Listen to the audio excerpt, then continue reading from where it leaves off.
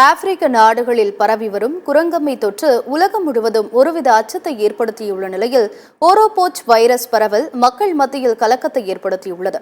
ஓரோபோச் virus என்றால் என்ன, அது எப்படி பரவுகிறது, அதிலிருந்து நம்மை தற்காத்துக் கொள்வது எப்படி என்பது குறித்து பார்க்கலாம்.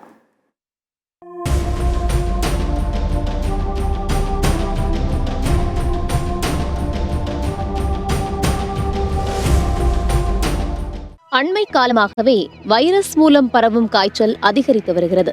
எபோலா, கொரோனா, நிபா, ஜிகா என ஒவ்வொரு வைரஸ் தொற்றாக கடந்து வருவதற்குள் அடுத்த வைரஸ்கள் வெயிட்டிங்கில் காத்திருப்பது போல உடனே பரவ தொடங்கிவிடுகிறது. தற்போது குரங்கம்மை பரவலால் உலக சுகாதார மையம் அவசர நிலையை அறிவித்துள்ளது. ஒவ்வொரு நாடுகளும் அதற்கான வழிகாட்டு நெறிமுறைகளை வெளியிட்டு வருகிறது.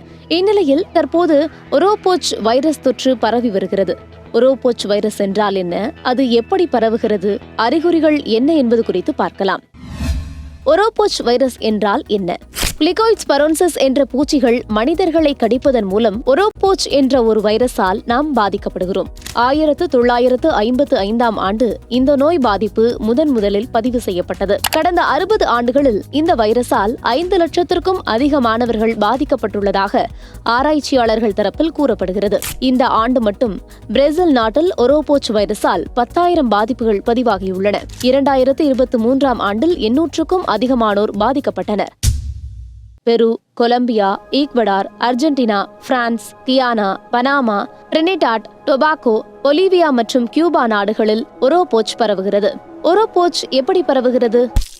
வைரஸால் பாதிக்கப்பட்ட நபரிடமிருந்து பரவுகிறது. கர்ப்பிணி பெண்களிடமிருந்து அவர்களின் கருவுக்கு இந்த வைரஸ் பரவுவதற்கான வாய்ப்புள்ளதாக பிரேசில் சுகாதார அமைச்சகம் தகவல் தெரிவிக்கிறது. ஓரோபோச் வைரஸின் அறிகுறிகள் என்ன?